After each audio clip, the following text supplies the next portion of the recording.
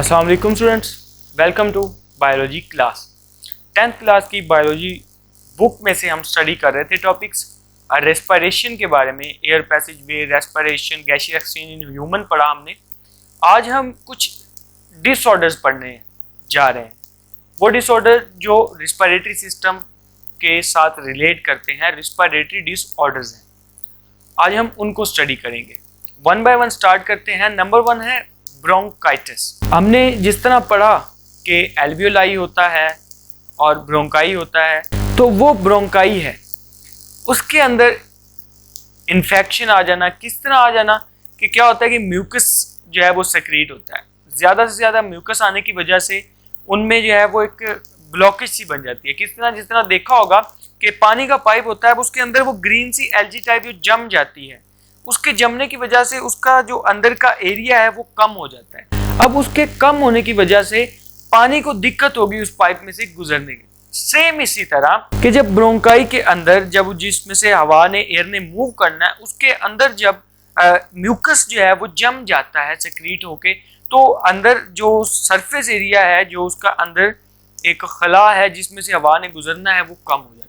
उससे क्या होता है, बड़ी ही दिक्कत होती है एयर को अंदर मूव करने में।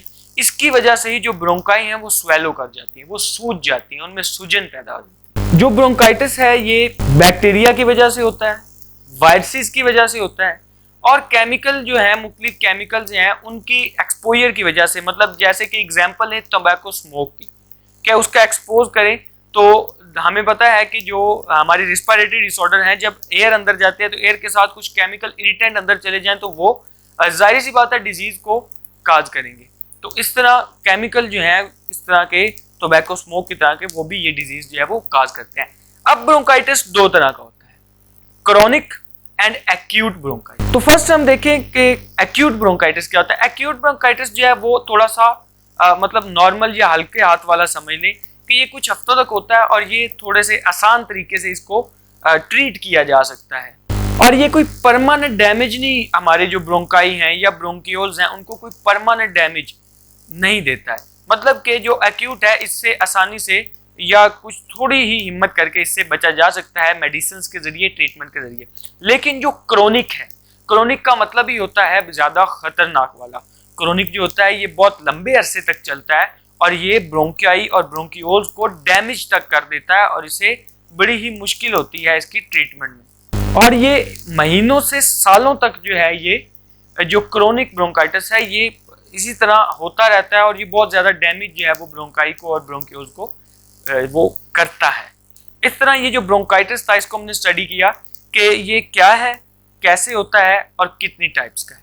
नेक्स्ट हम स्टडी करते हैं एम्फीसीमा। ये सेकंड डिजीज है जो रिस्पिरेशन के एक जो प्रोसेस है, ये रिस्पिरेटरी जो ऑर्गन है उससे रिलेट करती है। एम्फीसीमा जो है ये एल्वियोलाई के अंदर इन्फेक्शन काज करता है, ये उसको डैमेज करता है। एल्वियोलाई क्या पढ़ा था हमने? एल्वियोलाई हमने एंड पे जाके लंग्स के अंदर अंगूरों के गुच्छे जैसे सैक्स, थैलियां, SACS थैलियां जस्ट टाइप जो स्ट्रक्चर है वो पढ़े थे। ये एम्फीसीमा क्या करता है कि एल्वियोलाई की वॉल को तबाह करता है, डिस्ट्रैक्ट करता है, खराब करता है, डिस्ट्रॉय करता है।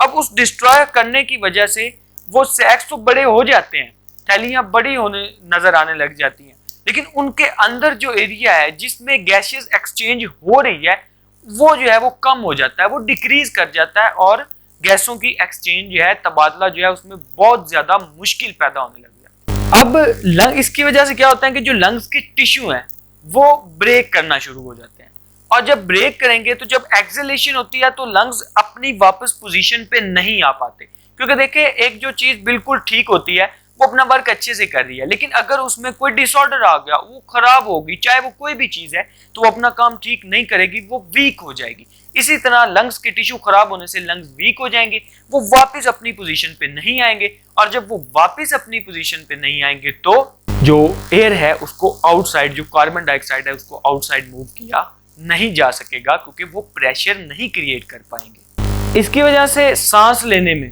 ब्रेथ में बहुत ज्यादा वो मुश्किल पैदा होने लग जाती है, फटीग होने लग जाती है, ठीक है, एक खिंचाव सा, एक दर्द सा जो है वो महसूस होता है।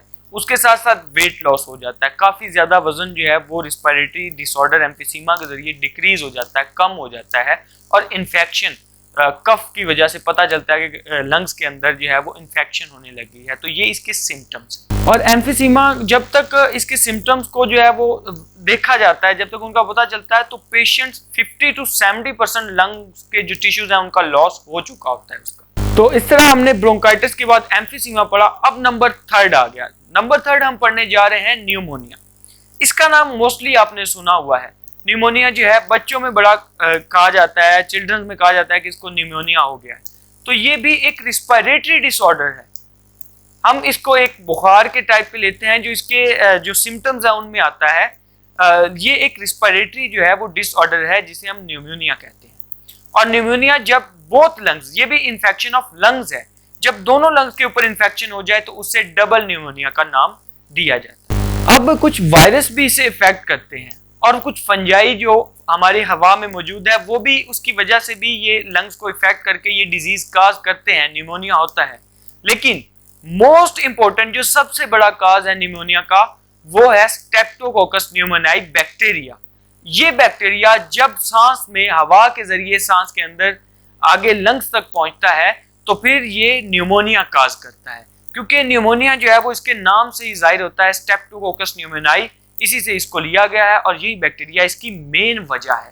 इस बैक्टीरिया की वजह से ये डिजीज जो है वो होती है लंग्स के अंदर। जब ये माइक्रो ऑर्गेनिज्म एल्वियोलाई में एंटर कर जाते हैं लंग्स के अंदर, फिर वहां पे ये सेटल कर जाते हैं और सेटल करने के बाद ये अपने नंबर को इंक्रीज करना जो है वो शुरू कर देते हैं। अब क्या होता है कि ये जो लंग्स के टिश्यूज हैं उनको ब्रेक करना शुरू कर देते हैं, उनको तोड़ना शुरू कर देते हैं। और जब उनको तोड़ते हैं तो जो लंग्स का वो जो एरिया है, जो अंदर का सरफेस एरिया है, वो पस के साथ भरना शुरू हो जाता है और वो कम होने लगता है। अब इसके सिम्टम्स कैसे पता चलता है? देखिए, मोस्टली तो हमें पता है कि जब वो बुखार होता है, हाई फीवर होता है, तो फिर उसको हम कह देते हैं कि भाई इसको न्यूमोनिया हो गया। इसी तरह इस न्यूमोनिया में हाई फीवर के साथ और सिम्टम्स हैं, कोल्ड है, कफ है और साथ में स्पुटम प्रोडक्शन है। स्पुटम क्या होता है? म्यूकस के साथ सलाइवा जो है वो मिक्स होता है, मिक्स होकर उसकी प्रोडक्शन बहुत ज्यादा होती है, कफ की वजह से रिलीज होता है, तो वो होता है स्पुटम कहते हैं। इस दोनों के मिक्सचर को स्पुटम कहते हैं। तो ये भी इसमें रिलीज होता है और ये इसके सिम्टम्स में शामिल है, high fever, cold, sputum production, cough. अब जब ये इन्फेक्शन होगी तो जाहिर सी बात है कि ऑक्सीजन जो है वो कम जाएगी ब्लड में, और जब ऑक्सीजन ब्लड में कम जाएगी तो कलर जो है वो स्किन का पर्पलिश होना शुरू हो जाएगा। इसकी ट्रीटमेंट में जो है वो एक वैक्सीनेशन जो है वो उसका प्रोसेस वो स्टार्ट किया गया है कि जब न्यूमोनिया होती है तो उसकी वैक्सीनेशन की जाती है स्ट्रेप्टोकोकस न्यूमोनियाई के खिलाफ। उसको खत्म करने के लिए जो वैक्सीनेशन का अमल है वो स्टार्ट किया जाता है। उसके साथ कुछ एंटीबायोटिक्स जो है वो भी इसके इन्फेक्शन को खत्म करने के लिए यूज किए जाते हैं। अब इन तीनों के बाद, ब्रोंकाइटिस के बाद एम्फीसीमा, एम्फीसीमा के बाद निमोनिया और निमोनिया के बाद अब है एस्थमा। मोस्टली हमने अपने जो एनवायरनमेंट है, जो हमारा माहौल है, उसमें हमने एस्थमा का भी बहुत नाम सुना होगा। अब जैसे कि निमोनिया का हमने मोस्टली चिल्ड्रन में सुना था, ऐसे ही एस्थमा का हमने ज्यादातर मोस्टली ओल्ड एज जो हमारे लोग हैं उनके अंदर सुना है कि उनको सांस लेने में तकलीफ होती है, बड़ी मुश्किल से वो सांस लेते हैं। तो देखते हैं कि ये एस्थमा किस चीज की इन्फेक्शन है और ये किस चीज को खराब करता है। एस्थमा में क्या होता है कि जो ब्रोंकाई है उसके अंदर म्यूकस की प्रोडक्शन होने लग जाती है। अब जैसे म्यूकस प्रोड्यूस होगा तो म्यूकस प्रोड्यूस होने की वजह से फिर वो जो एक नाली है वो ब्रोंकाई, उसके अंदर सरफेस एरिया कम होना शुरू हो जाएगा, वो ब्लॉकेज होना शुरू हो जाएगी और एयर जो है वो अंदर मूव करने में बहुत ज्यादा मुश्किल होगी, हवा को अंदर मूव करने में। एस्थमा एक एलर्जी की एक फॉर्म है कि एलर्जी टाइप ये जो है ये एक डिजीज है। अब जो एस्थमा होता है इसमें जैसे कि हमने पढ़ा कि इन्फेक्शन जो है वो ब्रोंकाई के अंदर होती है। अब उस ब्रोंकाई जो है वो उसके अंदर जब इन्फेक्शन हुई तो वो बहुत ज्यादा सेंसिटिव हो जाता है। किन चीजों में? डस्ट में। डस्ट से बड़ा सेंसिटिव होता है, जैसी डस्ट जाएगी उसमें एलर्जी प्रोड्यूस होगी। और परफ्यूम्स में, स्मोक में, सिगरेट के स्मोक में, धुएं में, धुआं जो है वो उसको बहुत ज्यादा इफेक्ट करेगा, ठीक है। परफ्यूम उसको, उसकी खुशबू जो है वो बहुत ज्यादा इफेक्ट करेगी। इस तरह ये चीजें जो हैं ये इसको इफेक्ट करती हैं। जैसे पोलन एलर्जी हो जाती है और डस्ट एलर्जी हो जाती है। जैसे ही डस्ट गई तो उससे ही ये जो है जाहिर होने इसके सिम्टम शुरू हो गए, सांस लेने में तकलीफ शुरू हो गई। मुख्तलिफ सिम्टम जो हैं इसके जो निशान जिससे पता चलता है कि ये एस्थमा की निशानी है वो वरी करते हैं। हर मुख्तलिफ पर्सन में थोड़े से चेंज होते हैं, लेकिन मेन जो है उसमें कफ आ जाता है, स्नीजिंग आ जाता है, चेस्ट की टाइटनेस आ जाती है, एक टाइटनेस ही आ जाती है चेस्ट के अंदर, क्योंकि लंग्स जो है वो चेस्ट कैविटी में मौजूद होते हैं, तो उसके अंदर एक टाइटनेस ही महसूस होने लगती है, कफ होता है और शॉर्टनेस ऑफ ब्रेथ होती है, सांस लेने में बहुत ज्यादा मुश्किल महसूस होती है। अब एस्थमा में जो मोस्टली हमने देखा भी है कि जिसको सांस में मुश्किल होती है, वो एक उसके पास पंप सा होता है जो जिसके जरिए वो क्या करता है कि उसमें इस तरह के केमिकल होते हैं जो डायलेट करते हैं। किन को डायलेट करते हैं? जिन वेसल्स को, जिन ब्रोंकाई को एस्थमा ने अफेक्ट किया था, उन ब्रोंकाई की जो सरफेस एरिया अंदर का है जिसके जरिए इन्हें मूव करना है, उसको डायलेट करते हैं। तो ये इनहेलर्स के जरिए ही मेडिसिन दी जाती हैं जो ब्रोंकाई को डायलेट करें ताकि अच्छे से ऑक्सीजन जो है वो हवा के साथ अंदर मूव कर सके। And the last one is lungs cancer. Mostly हम जानते हैं, हमने अक्सर देखा है, हमने एड्स में देखा है कि लंग्स कैंसर जो है वो सबसे बड़ी वजह उसकी जो है वो सिगरेट स्मोकिंग है। तो लंग्स कैंसर जो होता है ये अनकंट्रोल्ड सेल डिवीजन होता है। लंग्स के अंदर अनकंट्रोल्ड सेल डिवीजन होती है, सेल डिवाइड करते हैं और विदाउट एनी कंट्रोल, और बहुत ज्यादा हो जाते हैं, और ज्यादा होने की वजह से ट्यूमर बन जाता है। वायरल इंफेक्शन की वजह से भी लंग कैंसर होता है। उसके अलावा मेन जो है वो कार्सिनोजेनिक प्रोडक्ट्स की वजह से होता है, और वायरल जो है वो इंफेक्शन की वजह से वायरसेस भी लंग कैंसर जो है वो करते हैं। अब लंग्स कैंसर जो है वो मोस्टली हमने पढ़ा कि वो सिगरेट स्मोकिंग की वजह से होता है। अब सिगरेट स्मोकिंग जो कर रहा है उसको तो उसका बहुत ज्यादा असर होना ही होना है, उसको हम स्मोकर कहते हैं। वो स्मोक कर रहा है, उसके अंदर जो केमिकल जाएंगे वो बहुत ज्यादा इफेक्ट करते हैं लंग्स को, और लंग कैंसर बहुत ज्यादा होता है। लेकिन जो सामने बैठा हुआ बंदा है, जो सिगरेट की दूसरी साइड से उसको धुआं मिल रहा है, जिसको हम उस बंदे को नाम देते हैं कि ये पैसिव स्मोकर है, उसमें भी बहुत ज्यादा चांस होता है लंग्स कैंसर की प्रोडक्शन का। क्यों?